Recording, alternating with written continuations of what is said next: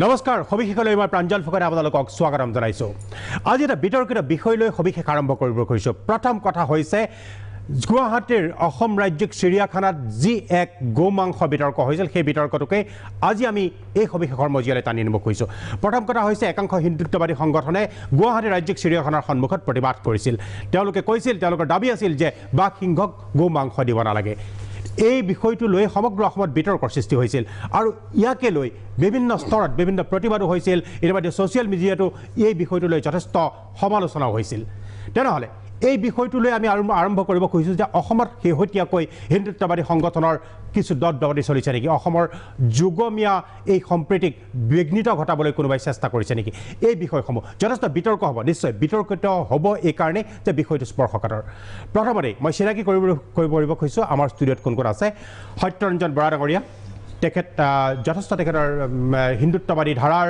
লগত তেওঁ আছে আৰু তেওঁই এই সামগ্ৰিকভাৱে গোটেই বিতৰ্কটো সূচনা কৰিছিলে প্ৰণৱ বৰুৱা আছে আমাৰ লগত তেখেত বিজেপিৰ মুখপাত্ৰ আৰু আছে শিখা শৰ্মা তেখেত এগৰাকী লেখিকা আৰু ছ'চিয়েল মিডিয়াটো যথেষ্ট সৰব আৰু শেহতীয়াকৈ শিখা শৰ্মাৰ প্ৰতি এক ভাবুকিও আহিছে ছ'চিয়েল মিডিয়াত আৰু আছে স্বৰাজ অসমৰ মুখ্য আহ্বায়ক ভৱেন সন্দিকৈ যিহেতু বিষয়টো আৰম্ভ হৈছে সত্যৰঞ্জন বৰা ডাঙৰীয়াৰ পৰাই মই সেইকাৰণে সত্যৰঞ্জন বৰাৰ পৰা আৰম্ভ কৰিব খুজিছোঁ বৰা ডাঙৰীয়া এতিয়াও আপুনি আপোনাৰ স্থিতিত অটলনে যে চিৰিয়াখানাত থকা বাঘ সিংহক গোমাংস খুৱাব নালাগে চাওক আপোনালোকে বিষয়টো কি ধৰণে লৈছে সেইটো মোৰ বিষয় নহয় কোনে কি ধৰণে ল'ব সেইটো প্ৰত্যেকজনৰ নিজৰ দৃষ্টিকোণ থাকে প্ৰত্যেকৰে নিজৰ চিন্তা থাকে প্ৰত্যেকৰ নিজৰ আদৰ্শ থাকে মতাদৰ্শ থাকে সেইটো কোনে কি ধৰণে গ্ৰহণ কৰিছে সেইটো প্ৰত্যেকজনৰ নিজৰ ব্যক্তিগত দৃষ্টিকোণ ব্যক্তিগত বিষয় তাত মোৰ ক'বলগীয়া নাই মই যিটো বিষয় কৈছিলোঁ সেইদিনা সংবাদ মাধ্যমত তাৰ মূল বিষয়টো অলপ সুকীয়া আছিলে আপোনালোকে যদি মোৰ সেই সংবাদ মেলৰ গোটেই কথাখিনি আপোনালোকৰ হাতত আছে আপোনালোকে যদি বজাই দিয়ে তেতিয়া তাৰ মূল কথাটো বুজি পাব মই তেতিয়া তাত এটা কথা কৈছিলোঁ যে অসমত যি ধৰণে গোমাংসৰ ৰমৰমীয়া বেপাৰ এখন চলি আছে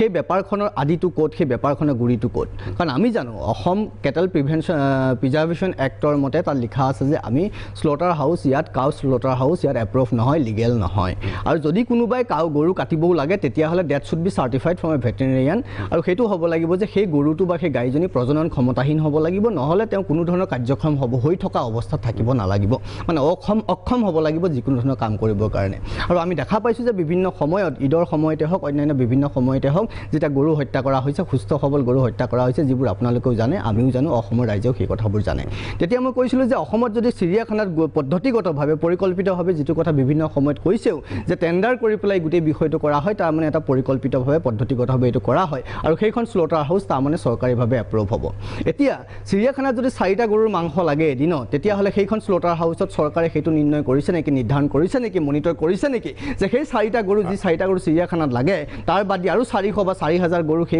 সেই স্লটাৰ হাউচত কাটি থকা হোৱা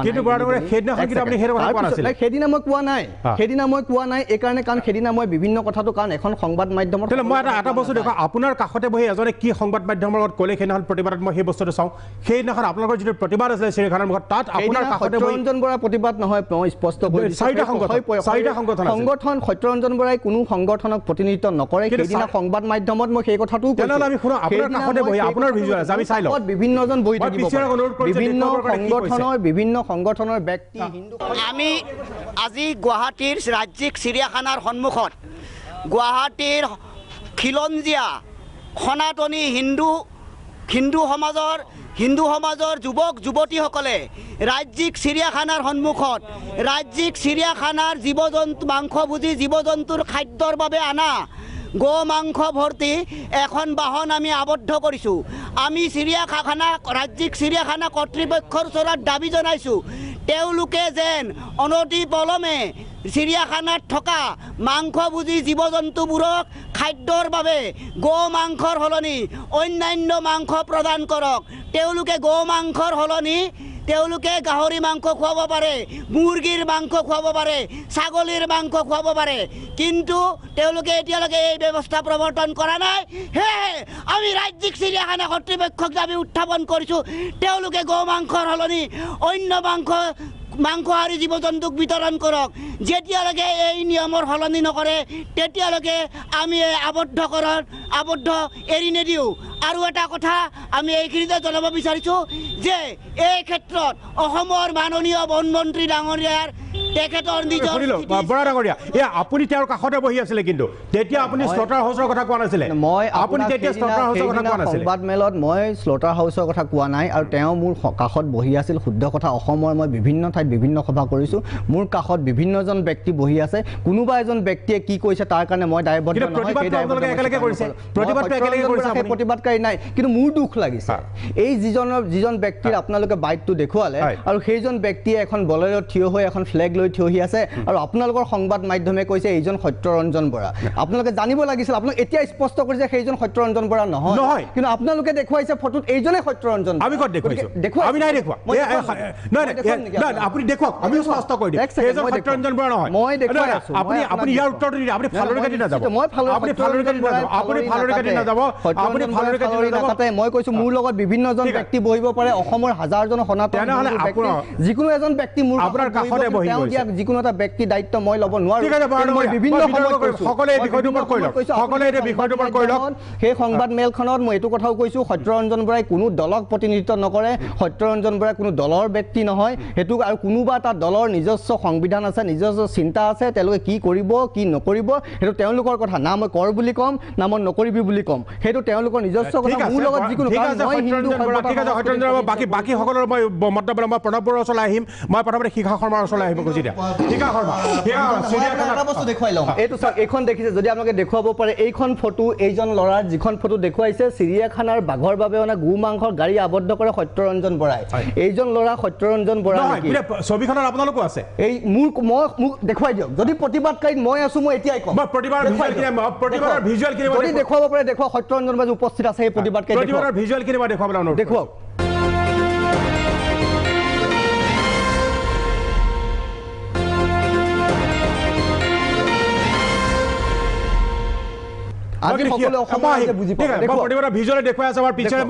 শিখা শৰ্মাৰ মন্তব্যটো লৈ আমি ভিজুৱেল প্লে কৰি আছে শিখা শৰ্মা আপুনি কওক শিখা শৰ্মা মই ক'ব খোজো প্ৰথম কথাটোৱেই হ'ল আমি এজন ব্যক্তিৰ কথা মানি নলওঁ এজন ব্যক্তিয়ে কোনখন সংবাদ মেলত কি কথা কৈছিলে তাৰ পিছত আহি তথ্য জনাৰ অধিকাৰ আইনৰ আধাৰত মানুহে উলিয়াই ল'ব পাৰে যিকোনো মানুহে তথ্য উলিয়াই ল'ব পাৰে সেই তথ্যখিনি উলিয়াই লৈ গৰু কাটাৰ কি চিষ্টেম আছে এই চিষ্টেমবিলাকৰ এনালিচিছ কৰিব সেইটোত মই ব্যক্তিগতভাৱে মই বেছি মূৰ নঘমাওঁ মোক লাগে প্ৰতিবাদকাৰীৰ কথা যিহেতু ৰাস্তাত এটা প্ৰতিবাদ হৈছে প্ৰতিবাদবিলাক সদায় প্ৰতিবাদ কৰাৰ অধিকাৰ আছে সকলোৰে আছে অধিকাৰ গণতান্ত্ৰিকভাৱে প্ৰতিবাদ কৰাৰ অধিকাৰ সকলোৰে থাকে তেখেতসকলেও এটা প্ৰতিবাদ কৰিছিলে গতিকে আমি এজন ব্যক্তিয়ে কি কৈছে হয় সেই ব্যক্তিজন যদি অসম চৰকাৰৰ মন্ত্ৰী হয় বিধায়ক হয় বা বিৰোধী দলৰ কোনোবা হয় বা অন্যান্য দল সংগঠনৰ যদি হয় তেখেতৰ যদি এটা সামাজিক পৰ্টফলিঅ' থাকে দলীয় পৰ্টফলিঅ' থাকে আমি তেখেতৰ কথাটোত গুৰুত্ব দিম তেখেতে কি কৈছে কিন্তু আদাৰৱাইজ মই অন্য ব্যক্তি সকলে কি কৈছে সেইটো কথালৈ মই কাকো আক্ৰমণ কৰিবলৈ নাযাওঁ কিন্তু মই যেটো প্ৰতিবাদ মই দেখিছিলো সেই প্ৰতিবাদটোত মই শুনিছিলো আৰু এতিয়াও শুনিছো যে সেই ব্যক্তিজনে মই তেখেতৰ নাম নাজানো তেখেতে স্পষ্টভাৱে কৈছে যে চিৰিয়াখানাত বাঘক ছাগলী দিয়ক মুৰ্গী দিয়ক আৰু কি গাহৰি দিয়ক কিন্তু গৰু দিব নোৱাৰিব এতিয়া মোৰ প্ৰশ্নটো হ'ল এই ভাৰত এখন সাৰ্বভৌম ধৰ্মনিৰপেক্ষ গণতান্ত্ৰিক প্ৰজাতন্ত্ৰ ইয়াত যদি হিন্দুৰ অধিকাৰ আছে তেনেহ'লে মুছলমানৰ অধিকাৰ আছে যদি আমি সংবিধানৰ দৃষ্টিৰে চাওঁ যদি হিন্দুৰ এটা সংগঠনে প্ৰতিবাদ কৰাৰ অধিকাৰ আছে তেনেহ'লে মুছলমান সংগঠন এটাইও প্ৰতিবাদ কৰাৰ অধিকাৰ আছে যদি হিন্দুৱে কয় যে গৰুৰ মাংস দিব নালাগে তেতিয়া মুছলমান সংগঠনটোও প্ৰতিবাদ কৰাৰ অধিকাৰ আছে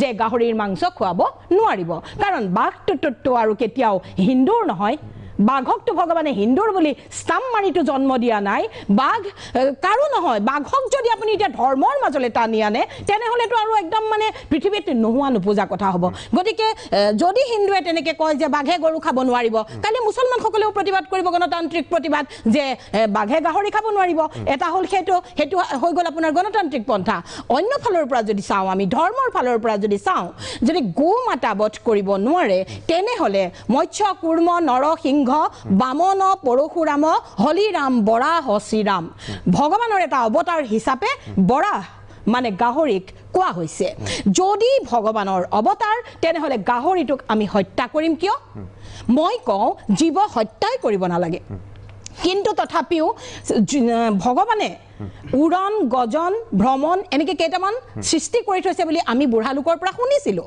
গতিকে যেনেকৈ আমি মাছ খাওঁ কাইলৈ কোনোবা আহি পেলাই ক'ব কাইলৈ পৰা তোমাৰ মাছ খোৱা বন্ধ সেইটোতো নহ'ব এতিয়া যদি আপুনি বাঘকেইটাক লৈও পলিটিক্স কৰে মানুহক লৈতো পলিটিক্স কৰিলেই হিন্দু মুছলমানক লৈতো পলিটিক্স কৰিলেই ষ্টুডেণ্টক লৈ পলিটিক্স কৰিলে হিতাধিকাৰীক লৈ পলিটিক্স কৰিলে BPL লৈ পলিটিক্স কৰিলে এতিয়া যদি আপুনি শেষত গৈ চিৰিয়াখানাৰ জন্তুকেইটাৰ ওপৰতো পলিটিক্স কৰে তেনেহ'লে আমি কি ভাবিম এতিয়া মানে এনেকুৱা হৈছে কথাটো বাঘ হৈ গ'ল আপোনাৰ বদৰুদ্দিনৰ পাৰ্টি বাঘ হৈ গ'ল আপোনাৰ মুছলমানসকলৰ পাৰ্টি আৰু গৰু হৈ গ'ল আমাৰ পাৰ্টি বাঘ আৰু গৰু এতিয়া ভাগ হৈ গ'ল হিন্দু আৰু মুছলমান বাঘেতো নাজানে এতিয়া মই হিন্দু নে মুছলমান বাঘৰ ভোক লাগিলে উপায় নাপায় চিৰিয়াখানাৰ মানুহকেইজনকে পিঞ্জৰৰ পৰা ওলাই পেলাই কেতিয়াবা খাই পেলাব বাঘকতো আপুনি কলডিল আৰু পাৰ মাংস দিব নোৱাৰে বাঘকতো আপুনি কেক আৰু ৰসগোল্লা দিব নোৱাৰে গতিকে এই পৰ্যায়টো হিন্দু মুছলিমৰ এই পৰ্যায়টো গৈ পেলাই এনেকুৱা এটা অস্থিৰ পৰিৱেশ পালেগে য'ত চিৰিয়াখানাৰ মুখত আজি প্ৰতিবাদ কৰিব লগা হৈছে যে বাঘে গৰু খাব নোৱাৰে কাৰণ গোমাতা এক মিনিট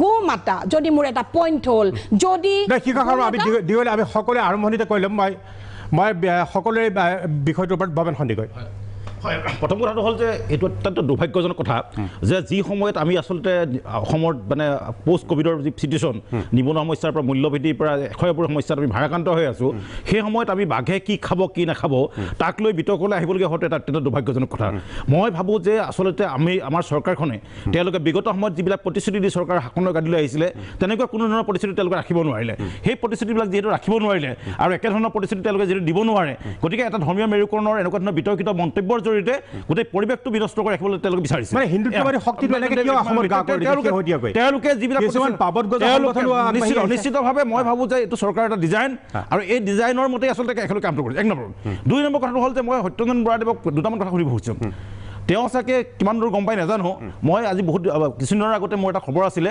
যে আমাৰ যিসকল গোপালক আছে তেওঁলোকৰ যিবিলাক আনপ্ৰডাক্টিভ দমৰা গৰু থাকে সেই গৰুবিলাক তেওঁলোকে মানে কি কয় আপুনি খৰচ কৰি ৰাখিব নোৱাৰে তাত যথেষ্ট খৰচ লাগে ডেইলি তেনেকুৱা ধৰণৰ বহুত গৰু তেওঁলোকে বিভিন্ন সময়ত বিক্ৰী কৰি দিয়ে আৰু সেই গৰুবিলাক আজি এজন চৰকাৰী বিষয়াই সেই কথাটো কৈছে কিলিং নামৰ এটা অঞ্চলত মেঘালয়ত তাত মাংস কাটি আনি পেলাই আমাৰ চিৰিয়াখানাত দিয়া হয় এই কথাটো যদি সত্যেন্দ্ৰ বৰাই নিজাববীয়াকৈ অনুসন্ধান কৰে নিশ্চিতভাৱে গম পাব 1 নম্বৰ 2 নম্বৰ কথা হ'ল যে সত্যেন্দ্ৰ বৰা ডাঙৰীয়ে যদি সঁচাকৈ যদি গৰুৰ মানে গোমাতা ৰক্ষাৰ কাৰণে যদি ইমান হেৰি হ'ল নাই তেওঁ ভালকৈ জানে যে এইখন চৰকাৰৰ দিনত আমাৰ মানে অল ইণ্ডিয়া আপোনাৰ লাইফ ষ্টক ট্ৰেডাৰ্ছ এণ্ড ট্ৰান্সপৰ্টাৰ এছ'চিয়েশ্যনৰ এটা তথ্যমতে দৈনিক 600ৰ পৰা 1000 গৰু চোৰাংভাৱে বাংলাদেশলৈ আমাৰ সৰবৰাহ হৈ আছে সেই ক্ষেত্ৰত কিন্তু মই সত্যেন্দ্ৰ বৰা ডাঙৰীয়াৰ কোনো ধৰণৰ ইনিচিয়েটিভ মই আজিলৈকে দেখা নাই তাক বন্ধ কৰিবৰ কাৰণে সত্যেন্দ্ৰ বৰাই কোনো আন্দোলন কৰা কোনো ধৰ্মঘট কৰা কোনো অনশন কৰা মই দেখা নাই ঠিক একেদৰে অসমৰ বিভিন্ন সময়ত বানপানী সময়ত আমি বিগত বিভিন্ন সময়ত বানপানী সময়ত জনতাৰ লগত থাকোঁ সেই সময়ত অন্যান্য গৰুকে আদি কৰি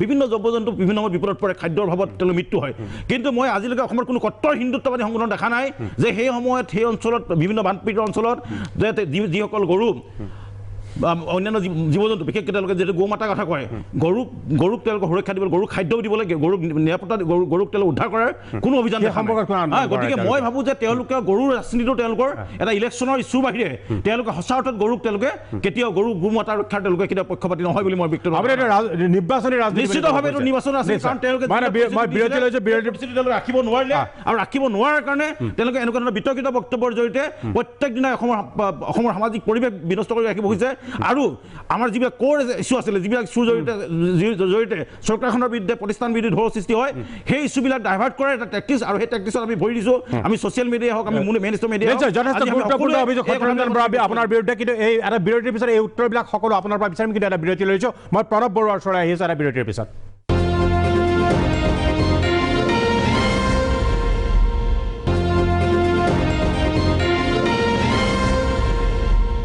বিৰতিৰ পিছত আমি পুনৰ ঘূৰি আহিছোঁ সবিশেষলৈ মই এতিয়া বিৰতিৰ পিছত মই প্ৰণৱ বৰুৱাৰ ওচৰলৈ আহিছোঁ তেখেত বিজেপিৰ মুখপাত্ৰ বৰুৱা ডাঙৰীয়া এই বিষয়টোৰ সম্পৰ্কত প্ৰথম কথা আপোনালোকৰ দলৰ স্থিতি কি যে চিৰিয়াখানাত থকা বাঘ সিংহক গোমাংস খুৱাব নালাগে প্ৰথমতে মই ভাৰতীয় জনতা পাৰ্টিৰ গণতান্ত্ৰিক ব্যৱস্থাত বিশ্বাস কৰে, ভাৰতীয় সংবিধানত বিশ্বাস কৰে আৰু মানুহৰ মৌলিক অধিকাৰৰ ওপৰত বিশ্বাস কৰে, বাক স্বাধীনতাৰ ওপৰত বিশ্বাস কৰে, কিন্তু বাক স্বাধীনতাৰ লগত ৰিজনেবল ৰেষ্ট্ৰিকশ্যনৰ ওপৰতো বিশ্বাস কৰে। গতিকে কোনোবাই নিজৰ মতামত ইয়াত ব্যক্ত কৰিব পাৰে, কিন্তু আমাৰ দৃষ্টিত সকলো নাগৰিক সমান। ইয়াত জাতি, ধৰ্ম, বৰ্ণ, ভাষা, সংগঠন হিচাপে ভাৰতীয় জনতা পাৰ্টীৰ চৰকাৰে তাক বিভাগ কৰি পেলাই সেই দৃষ্টিৰে নাচায়। গতিকে আমি সংবিধানৰ ওপৰত বিশ্বাস ৰাখি আমাক চৰকাৰ পৰিচালনা কৰাৰ ৰাইজে দায়িত্ব দিছে। গতিকে ৰাইজৰ স্বাৰ্থ সুৰক্ষিত কৰাটো আমাৰ পৰম দায়িত্ব। আমাৰ দৃষ্টিত, চৰকাৰৰ দৃষ্টিত কোনোবাই যদি আইন ভংগ কৰে, তাক আইনে যি ধৰণে তাক ডিল কৰে সেইটো কৰিব, তাৰ লগত আমাৰ একো ক'বলগীয়া নাই। দ্বিতীয় কথাটো হৈছে কি, চিৰিয়াখানাৰ ঘটনা সম্পৰ্কত ইতিমধ্যে আমাৰ মাননীয় বনমন্ত্ৰী ডাঙৰীয়াই চৰকাৰৰ স্থিতি স্পষ্ট কৰিছে, সেইটো আপোনালোকে সংবাদ মাধ্যমত দেখা পাইছে। গতিকে তাক দ্বিতীয়বাৰ আৰু মোৰ ক'বলগীয়া ইয়াত একো কথা নাই। আৰু মাজতে আমাৰ ভৱেন সন্দিকৈ ডাঙৰীয়াই যিটো কথা কৈছে, এইবাৰে বানপানীত এইটো প্ৰথমবাৰৰ কাৰণে চৰকাৰে, আপোনালোকেও সেইটো দেখা পাইছে যে পশুকো বানপানীৰ সময়ত সাধাৰণতে মানুহৰ কাৰণে খাদ্য ব্যৱস্থাৰ যোগান ধৰা হৈছিল, কিন্তু এইবাৰ প্ৰথমবাৰৰ কাৰণে পশুৰ কাৰণেও খাদ্য ব্যৱস্থা গ্ৰহণ কৰিছে, সেইটো আপোনালোকেও দেখা পাইছে। গতিকে মই ভাবোঁ যে ইয়াত চৰকাৰে ঠিকমতে কাম কৰি আছে আৰু আমি বিশ্বাস কৰোঁ যে চৰকাৰে যিসমূহ ইছ্যুক লৈ ৰাইজৰ মাজলৈকে গৈছিল নিৰ্বাচনৰ আগতে, সেই ইছ্যুবিলাকৰ ওপৰত চৰকাৰে বিশ্বাসেৰে সৈতে কাম কৰিছে। আৰু আমাৰ এইটো দায়িত্ব যে অসমৰ মানুহে যিবিলাক সমস্যাক লৈ সমাধানৰ কাৰণে ভাৰতীয় জনতা পাৰ্টীক 5 বছৰৰ দায়িত্ব দিছিল, সেই দায়িত্ব আমি নিষ্ঠা সহকাৰে পালন কৰিছোঁ, আমাৰ বিশ্বাস আছে। গতিকে সেই দৃষ্টিতে চৰকাৰে কাম কৰি আছে। কিন্তু আপোনালোকে ধৰক বিশেষকৈ ৰাজনীতি কৰিবৰ কাৰণে এনে কিছুমান সাম্প্ৰদায়িক শক্তিক উচতনি দিয়া বুলি এটা অভিযোগ উত্থাপন হৈছে। নাই, অভিযোগ বিভিন্ন সময়ত বিভিন্ন ধৰণে অভিযোগ সকলোৱে কৰিব পাৰে, তাত আমাৰ কোনো ক'বলগীয়া নাই। এখন গণতান্ত্ৰিক দেশ, বিভিন্ন ধৰণে অভিযোগ কৰিব, কিন্তু আমাৰ এইটো প্ৰথমতে মই কৈছোঁ যে আমাৰ এটা কথা স্পষ্ট যে আমাৰ দৃষ্টিত আইন সকলোৰে কাৰণে সমান। গতিকে সেইটোৱে আমাৰ পৰম আৰু প্ৰথম দায়িত্ব যে আইনৰ দৃষ্টিৰে আমি শাসন কৰিছোঁ, আমি চৰকাৰ চলাইছোঁ। গতিকে আমি যি ধৰণে চৰকাৰ চলাইছোঁ আৰু যি উন্নয়নৰ ধাৰা আমি অব্যাহত ৰাখিছোঁ, মই ভাবোঁ যে অসমৰ মানুহে আমাক বুজি পাইছে, আমাক জানিছে। গতিকে মোৰ বিশ্বাস যে এনেকুৱা ধৰণৰ যিকোনো ধৰণৰ অভিযোগ অসমৰ মানুহে বিশ্বাস নকৰে। মই পুনৰ সত্যৰঞ্জন বৰা ওচৰলৈ আহিছোঁ যে আপোনাৰ স্থিতিটো কি, বা প্ৰথমতে আমি কাউ স্লটাৰৰ কথা হ'লে চিৰিয়াখানাৰ বাঘ সিংহক গোমাংস দিব লাগে নে নালাগে? তাৰ আগতে মোক আপুনি প্ৰতিবাদকাৰী সংবাদমেল অনুষ্ঠিত সংবাদমেলত মই সংবাদমেল কৰিছোঁ, তাত মই আছোঁ। আপুনি ক'লে সত্যৰঞ্জন প্ৰতিবাদস্থলীত আছিল, তাৰ আপোনালোকে ছ'চিয়েল মিডিয়াত কাৰোবাৰ ফটো সত্যৰঞ্জন ফটো বুলি কৈছে। ইয়াৰ আগতে আপোনালোকে ক'লে, কাৰণ অসমৰ ৰাইজে দেখি আছে, আপুনি কৈছে যে ভিজুৱেল দেখুৱাই দিম প্ৰতিবাদ আছিল।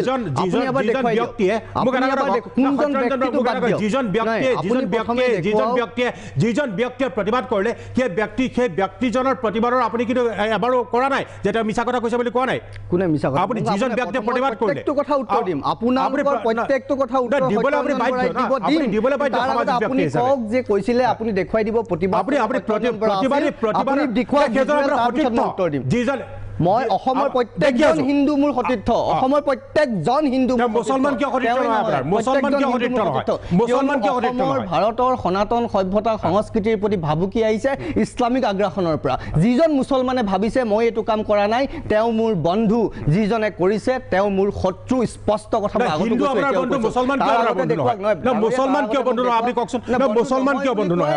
আপুনি ভুলকে শুনিলে, নহয় বুলি কোৱাই নাই। মই কৈছোঁ যিসকলে আমাৰ মিছা পৰিচয় দি লাভ জেহাদৰ নামত আমাৰ ছোৱালী বোৱাৰীক নষ্ট কৰিছে, আমাৰ সভ্যতা সংস্কৃতি নষ্ট কৰিছে, আমাৰ ভূমি বেদখল কৰিছে, আমাৰ হিন্দু সভ্যতা সংস্কৃতি অসমীয়া জাতীয় সত্ৰৰ নামঘৰ নষ্ট কৰিছে, তেওঁলোক মোৰ শত্ৰু। যিজন মুছলমানে সেইটো কাম কৰা নাই তেওঁ মোৰ বন্ধু, তেওঁ মোৰ শত্ৰু নহয়। মই তেওঁলোকৰ বিৰোধী আৰু হৈ থাকিম, তাক মই বিৰোধ হৈ থকা আপুনি মোক বাধা দিব নোৱাৰে। কিন্তু তাৰ আগত বাকী প্ৰশ্ন উত্তৰ দিয়াৰ আপোনাৰ কথা উত্তৰ কিন্তু শিখা শৰ্মাকো ছ'চিয়েল মিডিয়াত ভাবুকি দিয়া হৈছে সত্যৰঞ্জন বৰা। আপুনি কৈছে তাৰ সেই ক্ষেত্ৰত আপুনি কিয় ভিজুৱেলটো দেখুৱাওক। আপুনি ভিজুৱেলটো দেখুৱাওক। আপুনি ভিজুৱেলটো এইগৰাকী লেখিকা, আপুনি প্ৰথমে ভিজুৱেলটো দেখুৱাওক। এইগৰাকী লেখিকাক আমাৰ ষ্টুডিঅ'ত বহিছে, এইগৰাকী লেখিকাক ভাবুকি দিয়া হৈছে। আপুনি কিয় মৌন? আপুনি কিয় মৌন? আপুনি কিয় মৌন? এইগৰাকী লেখিকাক ভাবুকি দিয়া হৈছে, আপুনি কিয় মৌন? আপুনি কিয় মৌন সত্যৰঞ্জন বৰা?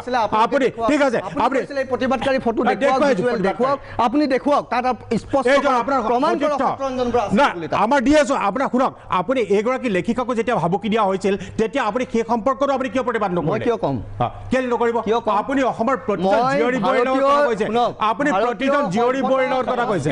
মই ভাৰতীয় সভ্যতা সংস্কৃতি যিজন শ্ৰেষ্ঠ পুৰুষ যাক মৰ্যাদা পুৰুষোত্তম বুলি কওঁ, যিজন ৰামচন্দ্ৰক যদি কোনোবাই চিনি নাপাওঁ বুলি কয়, সেইজন ৰামচন্দ্ৰক যদি তেওঁ অনীহা কৰে, তেওঁক অপমান কৰে, তেনেকুৱা যোনেই নহওক তেওঁৰ লগত মই কথা পাতিব লাগে বুলি নাভাবোঁ। বাকী আপোনালোকে যিভাৱে ভাবি থাকক। টিয়া শৰ্মা এইটো সম্পৰ্কত আপোনাৰ বক্তব্য আপোনাক যথেষ্ট ভাবুকি দিয়া হৈছিলে ছ'চিয়েল মিডিয়াত, সেই সম্পৰ্ক সুধিম এটা বিৰতিৰ পিছত।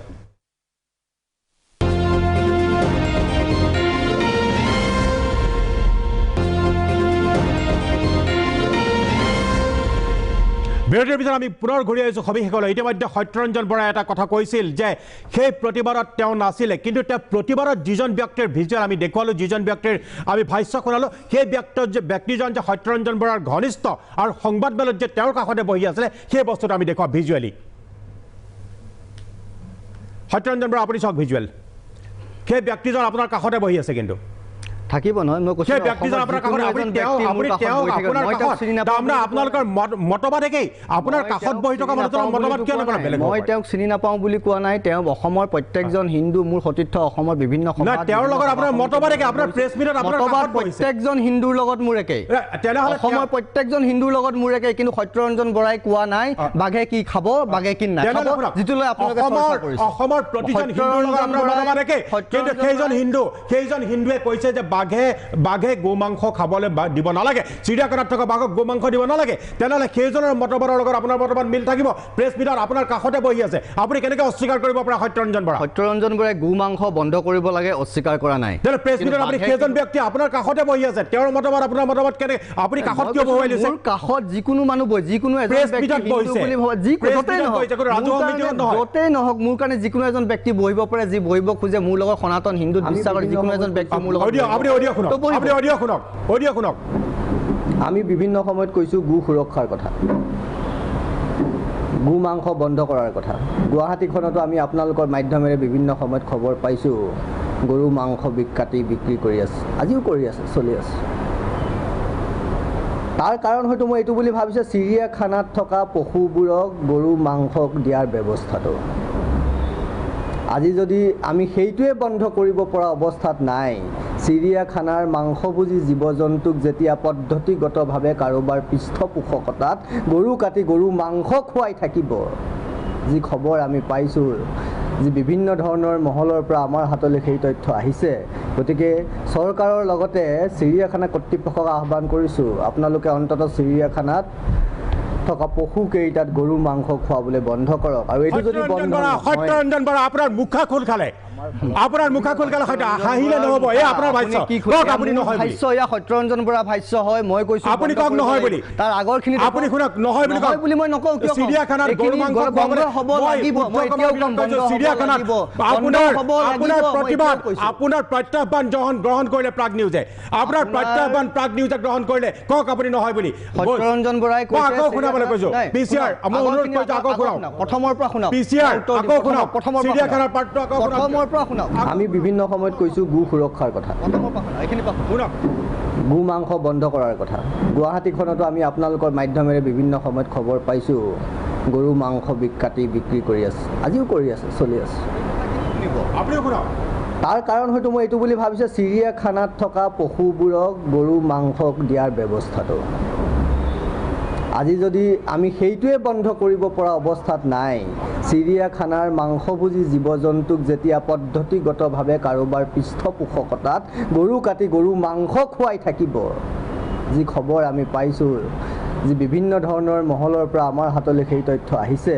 গতিকে চৰকাৰৰ লগতে চিৰিয়াখানা কৰ্তৃপক্ষক আহ্বান কৰিছোঁ, আপোনালোকে অন্ততঃ চিৰিয়াখানাত থকা পশুকেইটাত গৰু মাংস খুৱাবলৈ বন্ধ কৰক। আৰু এইটো যদি বন্ধ নহয়, পশুকেইটাত গৰু মাংস খুৱাবলৈ বন্ধ কৰক, এইটো আপোনাৰ ভাষ্য হয়, কওক নহয় বুলি আপুনি সত্যৰঞ্জন বৰা কিয় ক'ম? আপুনি কওক, চিৰিয়াখানাত থকা আপুনি কাউ স্লটাৰৰ কথা ক'লে, কিন্তু আপুনি কি ক'লে? চিৰিয়াখানাত থকা পশুকেইটাত গৰু মাংস খুৱাবলৈ বন্ধ কৰক। থকা পশুকেইটা গৰু মাংস খুৱাবলৈ বন্ধ কৰিবলৈ চৰকাৰক আহ্বান এইকাৰণেই জনাইছোঁ, তাৰ গইনালৈ শুনি লওক। এতিয়া আপুনি কৈছে মোৰ কথা কিয় মাৰে সত্যৰঞ্জন বৰা, আপুনি কাউ স্লটাৰৰ কথা কিয় ক'লে?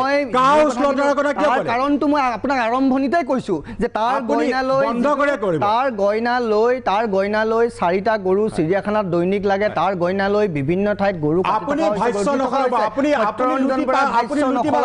সত্যৰঞ্জন বৰাই অসমৰ ৰাইজে সকলো দেখে, সকলো জানে, সকলো বুজে, প্ৰত্যেকটো কথা অসমৰ ৰাইজে দেখি আছে। আমি দেখুৱাই দিলো প্ৰাগ নিউজক প্ৰত্যাহ্বান জনাইছিলে, প্ৰাগ আজি সত্যৰঞ্জন বৰাই এই বিষয়টো উলিয়াইছে কাৰণে এই বিষয়টো আজি অসমত সেইসকল মানুহে ভয় খাইছে, সেইসকল মানুহ কম্পিত হৈছে যে সত্যৰঞ্জন বৰাৰ এই কথাটোত লৈ পেলাই যাতে গৰুৰ যিখন ৰমৰমীয়া বেহা চলি আছে, ৰমৰমীয়া বেহা কৰা বাদ দিয়ক, আপুনি ক'লে যে গৰু মাংস খুৱাব নালাগে, চিৰিয়াখানাত গৰু মাংস খুৱাব নালাগে বুলি কৈছে আপুনি। ডাঙৰীয়াই এটা প্ৰশ্ন মোক কৰিছিলে যে সত্যৰঞ্জন বৰাই গৰু সিন্ডিকেটৰ বিষয়ে কিয় মাত মতা নাই, কিন্তু মই সন্দিকৈ ডাঙৰীয়াক এটা আহ্বান কৰিম, আপুনি মোৰ বিভিন্ন সময়ত কথাবোৰ চাব। মই তিনিচুকীয়া জিলাৰ মাৰ্ঘেৰিটাত গৈ এখন সংবাদ মাধ্যম কৰিছিলোঁ, তাতে মই সেই কথাটো কৈছোঁ যে গৰু সিন্ডিকেট আছে অসমৰ বিভিন্ন জিলাত সিন্ডিকেট। নাই মই আপোনাৰ শিখা শৰ্মা ওচলাইছোঁ, আপুনি লোককো ক'বলৈ দিয়ক। দি আছোঁ না আপুনি ক'বলৈ দিয়ক। শিখা শৰ্মা তেখেতে এটা কথা ক'লে কিছু সময়ৰ আগতে, অসমৰ বাই ভনী লাভ জেহাদৰ বলি হৈছে, অসমৰ বাই ভনী লাভ জেহাদৰ বলি হোৱাত সত্যৰঞ্জন বৰা ব্যথিত হৈ পৰিছে। কিন্তু শিখা শৰ্মাক, এইগৰাকী লেখিকাক, প্ৰতিষ্ঠিত লেখিকাক যেতিয়া ছ'চিয়েল মিডিয়াত ভাবুকি দিয়া হয়, দলবদ্ধ ধৰ্ষণৰ ভাবুকি দিয়া হয়, তেতিয়া কিন্তু মনে মনে থাকে সত্যৰঞ্জন বৰাৰ নিচিনা একাংশ লোক। শিখা শৰ্মা কি হৈছিলে ছ'চিয়েল মিডিয়াত, ফেচবুকত কি কৈছিলে আপোনাক? ফেচবুকত মই মোৰ মনৰ কথাবিলাক লিখোঁ, মই মোৰ টাইমলাইনত মোৰ অনুভৱখিনি লিখোঁ। অনুভৱখিনি কিছুমান কথাৰ ওপৰত প্ৰতিক্ৰিয়া হয়, মই নিজাববীয়াকৈ একো নিলিখোঁ। যেনে ধৰি লওক মুখ্যমন্ত্ৰী মাননীয় সৰ্বানন্দ সোণোৱালে মোগল খেদাৰ কথা ক'লে, তাৰ প্ৰতিক্ৰিয়া হিচাপে মই লিখিলোঁ। তাৰপিছত ডক্টৰ হিমন্ত বিশ্ব শৰ্মাই সশ্ৰম কাৰাদণ্ড দিম বুলি ক'লে, তাৰ প্ৰতিক্ৰিয়া মই কৰিলোঁ। চিৰিয়াখানাত বাঘক গৰু মাংস খুৱাব নোৱাৰোঁ বুলি ক'লে, মই তাৰ প্ৰতিক্ৰিয়া ব্যক্ত কৰিলোঁ। প্ৰত্যেকটো ক্ৰিয়াৰ এটা প্ৰতিক্ৰিয়া থাকে, গতিকে তেওঁলোকে কথাবিলাক কৈ যাব, আমি বোবা কলা অজলাৰ দৰে আমি খালি শুনিয়েই যাম, সেইটো অন্ততঃ শিখা শৰ্মাই নকৰে। প্ৰথম কথা। 2 নম্বৰ কথা, আপুনি মোক সময় দিব দেই মোৰ কথাখিনি ক'বলৈ, আৰু মোৰ কথাত যাতে মাজত বিতৰ্ক নহয়, লাজ লাগে মানে আমাৰ। তাৰপিছত দ্বিতীয় কথা কথাখিনি ক'ব লাগিব। তাৰপিছত দ্বিতীয় কথা হ'ল, ধৰক মোক তাৰপিছত সেই কথাখিনি পঢ়ি মোক ক'লে যে মোক গেং ৰেপ কৰিব। ঠিক আছে, গেং ৰেপ কৰিব নোৱাৰে, এইবিলাক কথা আৰু একদম অজ্ঞানী মানুহে কৈছে, কোনো বিবেক থকা মানুহে নকয়। মই তেওঁলোকলৈ ভয়ো কৰা নাই, কিন্তু কথাটো এইটো হৈছে যে যদি এইটোৱেই কথা হয়, তেনেহ'লে অনতিপলমে উত্তৰ প্ৰদেশৰ নিচিনা যে এটা ধৰ্ষণ নহ'ব বা অৰ্ণমাইন বৰাৰ নিচিনা কথাটো যে নহ'ব, সেইটো কথাৰ কাৰণে হিন্দু আছিল নে মুছলমান আছিল? মুছলমান হিন্দু কথা নাই মোৰ কাৰণে। উত্তৰ প্ৰদেশত আপোনাৰ হিন্দু আছিলে আমি জনামতে, আৰু অৰ্ণমাই বৰাৰ কেছটোত আছিলে মুছলমান। আমি ভাবিব লাগিব যে হিন্দু মুছলমান নহয়, অপৰাধী। প্ৰথম কথা। 2 নম্বৰ কথা হৈ গ'ল কি, আপুনি সত্যৰঞ্জন বৰাক কৈছে যে শিখা শৰ্মা হিন্দু নহয় নেকি, শিখা শৰ্মাক আপুনি কিয় তেওঁৰ কথা কোৱা নাই? তেতিয়া তেখেতে কৈছে যে মই কিয় ক'ম, যিগৰাকী মানুহে ভাৰতৰ হিন্দুৰ ভগৱান ৰামক বেয়া পায়, ৰামৰ কথা বেয়াকৈ কয়, তেখেতক মই কিয় ক'ম? এতিয়া মই এটা কথা কৈছোঁ, মই 2টা পইণ্ট মাত্ৰ ক'ম যে ৰাম কাৰোবাৰ কাৰণে ভগৱান হ'ব পাৰে। আপুনি কাক পূজা কৰিব, কাক আপুনি ভগৱান মানিব, সেইটো প্ৰত্যেকজন ব্যক্তিৰ নিজা কথা। কোনোবাই গছৰ পাত এখিলাকো ভগৱান বুলি মানিব পাৰে, কোনোবাই শিলগুটি এটাকো মানিব পাৰে, তাত মোৰ ক'বলগীয়া নাই। যোনে যাক ভগৱান মানি থাকক, কিন্তু শিখা শৰ্মাক বাধ্য নকৰিব ৰামক ভগৱান বুলি ক'বলৈ। ৰাম শিখা শৰ্মাৰ কাৰণে ৰামায়ণৰ এটা কাহিনীৰ নায়ক। ৰামায়ণ শিখা শৰ্মাৰ কাৰণে, শিখা শৰ্মাই ষ্টাডি কৰিছে, লিটাৰেচাৰ পঢ়িছে। শিখা শৰ্মাৰ কাৰণে ৰাম হ'ল ৰামায়ণ কাব্যখনৰ এটা কাহিনীৰ এজন নায়ক, আৰু সেই নায়কজনক শিখা শৰ্মাক যদি বিজেপিয়ে বা হিন্দুত্ববাদীয়ে যদি ফাঁচিও দিয়ে, তেনেহ'লে শিখা শৰ্মাই কেতিয়াও ৰামক ভগৱান বুলি নামানে। আৰু এইটো কথাও ঠিক যে সত্যৰঞ্জন বৰাই শিখা শৰ্মাৰ হৈ যদি মাত মাতে, শিখা শৰ্মাই তেতিয়া ছুইচাইড কৰিব। তাৰ এটা কথা হ'ল কি, সত্যৰঞ্জন বৰা অসমত বৰ্তমান তেওঁ নিজেই ক'লে যে তেওঁ হিন্দুৰ হৈ মাতিব, কাৰণ তেওঁ হিন্দুত্ববাদী, তেওঁৰ বাঘৰ মাংস ভক্ষণত বাধা দিছে, তেওঁ হিন্দুত্ববাদী। শিখা শৰ্মা মানুহ, শিখা শৰ্মা জন্মসূত্ৰে বিবাহ সূত্ৰে এগৰাকী হিন্দু মহিলা। হিন্দুত্ব ৰক্ষা কৰাটো মোৰ দায়িত্ব, মোৰ সামাজিক দায়বদ্ধতা, মোৰ ধৰ্মৰ প্ৰতি মোৰ দায়িত্ব। সেই দায়িত্বটো মই ৰক্ষা কৰিম। মই হিন্দুৰ হৈ পেলাই হিন্দু ধৰ্মৰ মই বিশ্বাসক লগত লৈ আগুৱাই যাম, মোৰ পৰিয়ালটোক লগত লৈ। তাৰ অৰ্থ এইটো নহয় যে মুছলমানক মই পদে পদে অপমান কৰিম। সত্যৰঞ্জন বৰাই যদি মোৰ ফৰে মাতে, তেনেহ'লে মই মুছলমান ভাইসকলৰ আগত মূৰ দাঙি থিয় হ'ব নোৱাৰিম। সেইকাৰণে কাৰণে অকল সত্যৰঞ্জন বৰাই নহয়, কোনো বিজেপিয়ে কোনো হিন্দুৱে শিখা শৰ্মাক প্ৰটেকশ্যন দিব নালাগে, শিখা শৰ্মাৰ প্ৰটেকশ্যন নিজে ল'ব। ধন্যবাদ শিখা শৰ্মা, মই ইয়াৰ উত্তৰ বিচাৰিম, কিন্তু সত্যৰঞ্জন বৰা আপুনি মৌন হৈ নাথাকিব। আপুনি প্ৰত্যাহ্বান জনাইছিলে, ব্ৰাগ নিউজে আপোনাৰ প্ৰত্যাহ্বান গ্ৰহণ কৰিলে, সকলোৱে দেখুৱালে। বিৰতিৰ পিছত মই আপোনাকো ধৰিম এটা বিৰতি।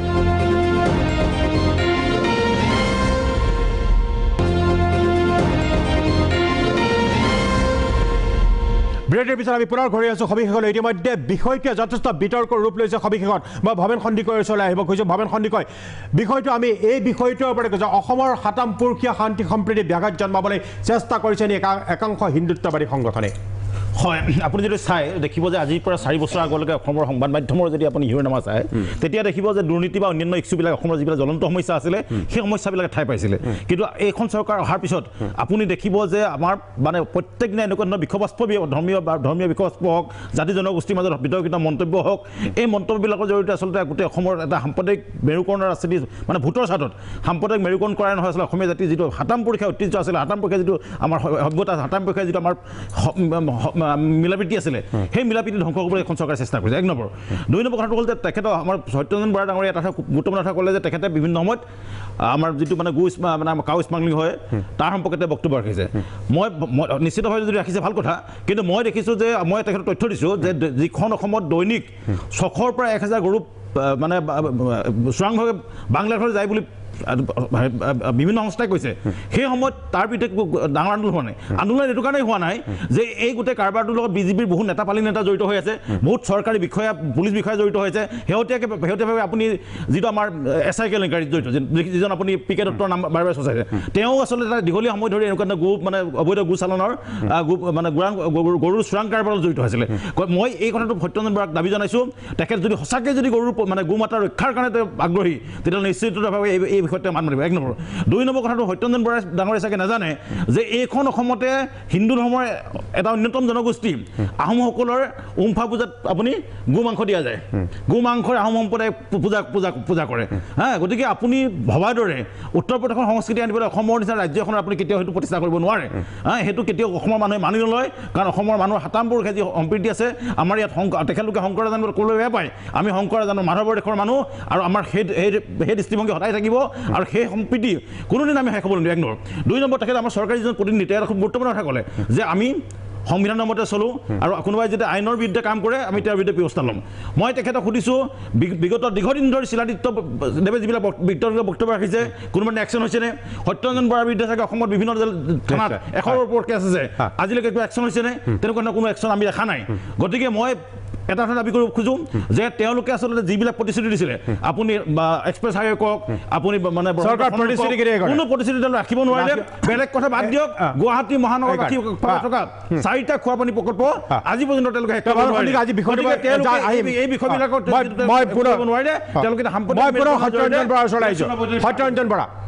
সত্যৰঞ্জন বৰা, প্ৰথম কথা আপুনি কি ক'লে যে ৰামক যি চিনি নাপায় তেওঁ কি হিন্দু হ'ব পাৰে? শিখা শৰ্মাই ক'লে ৰাম এটা কেৰেক্টাৰ, এটা চৰিত্ৰহে মাত্ৰ। তেনেকুৱা বিভিন্ন সময়ত আজি মই যি দিনাৰ পৰা মোৰ ইছলাম আৰু কোৰাণৰ কলংকিত কথাবোৰ হৈছে, তেনেকুৱা বহুত। মই এগৰাকী মহিলা হিচাপে তেওঁক মই অসন্মান কৰা নাই, তেওঁক মই সন্মান কৰিয়ে কথাখিনি কৈছোঁ। তেনেকুৱা বহুত ধৰণৰ বক্তব্য মই বিভিন্ন সময়ত শুনিছোঁ, আৰু এই ধৰণৰ বক্তব্যবোৰ মোৰ কাৰণে অস্বাভাৱিক একেবাৰেই নহয়। যিহেতু মোৰ কাৰণে অস্বাভাৱিক নহয়, সেইকাৰণে মোৰ কাৰণে অপ্ৰাসংগিক।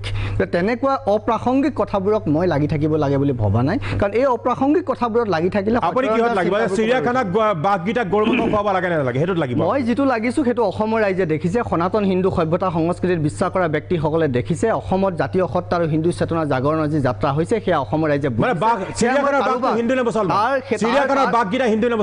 এই যে প্ৰশ্নটো কৰিছে, আপোনালোকৰ সীমাবদ্ধতা, এইটো সত্যৰঞ্জন বৰাৰ সীমাবদ্ধতা নহয়। মাংস খোৱা বন্ধ কৰিবলৈ কৈছোঁ, কাৰণ তাৰ গইনালৈ গুৱাহাটী চহৰত ৰমৰমীয়া ব্যৱসায় চলি আছে। নহ'লে আপোনাৰ উলুবাৰীত মোগল গাৰ্ডেনত গো মাংস মেনু কেনেকৈ থাকিব পাৰে? তাত গো মাংস কেনেকৈ ক'ৰ পৰা আহে? যিহেতু এইখন অসমত গো মাংস হত্যা কৰাটো বন্ধ কৰা হৈ আছে, কেনেকৈ আহিব পাৰে? অসমত গো মাংস বন্ধ হোৱা নাই, কোনো আইনে বন্ধ কৰা নাই। অসমত গো মাংস কেতিয়া কাটিব পাৰিব? গৰু কেতিয়া কাটিব পাৰিব তাৰ কাৰণ লিখা আছে। যিটো গৰু আপুনি চাব, অসম কেটেল প্ৰিজাৰ্ভেশ্যন এক্ট 1951ত যিখন এক্ট আছে, আপোনালোকে পঢ়ি চাব।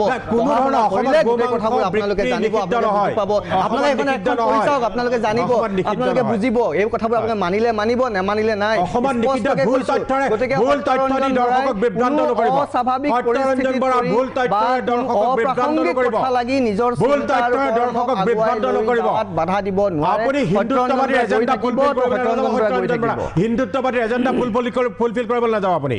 সত্যৰঞ্জন বৰাই নিজৰ চিন্তা কৰিব, তাত হাজাৰ বাধা আহক, সত্যৰঞ্জন বৰাই নিজৰ গতিত গৈ থাকিবতো গৈ থাকিব। ঠিক আছে, আপুনি নিজৰ গতিত থাকক, কিন্তু বাঘক আপুনি গৌ মাংস খুৱাবলৈ বন্ধ কৰি হাস্যকৰ এটা পৰিৱেশৰ সৃষ্টি কৰিলে সমগ্ৰ অসমতে। আপোনাৰ নিজস্ব নহয়, ৰাইজে কয়, সেইটো নহয়, আপোনাৰ ৰাইজে কয়।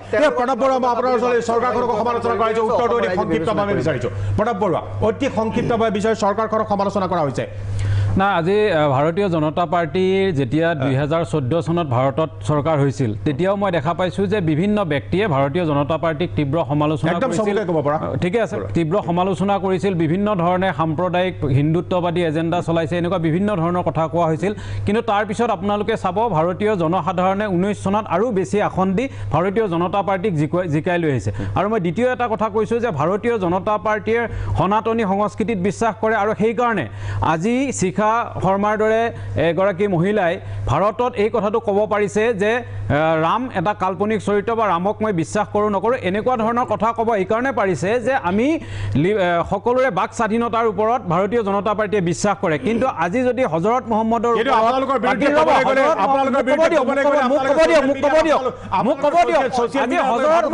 ওপৰত যদি কোনোবাই এই কথাটো ক'লেহেঁতেন, তেতিয়া কিন্তু এটা বহুত ডাঙৰ বিতৰ্কৰ পৰিৱেশৰ সৃষ্টি। সেইকাৰণে ভাৰতীয় জনতা পাৰ্টীয়ে সকলোৰে বাক স্বাধীনতাৰ ওপৰত বিশ্বাস কৰে, আৰু সেইকাৰণে কোন থানাত কি গোচৰ চলি আছে সেয়া আইনৰ দৃষ্টিত ল'ব। কোনোবা শিখা শৰ্মা হওক বা অন্য কোনোবাই কোৱাৰ দৃষ্টিৰ ওপৰত চৰকাৰ নচলে, চৰকাৰ আইনৰ ওপৰত চলে, আইনৰ ওপৰত ব্যৱস্থা গ্ৰহণ কৰিব।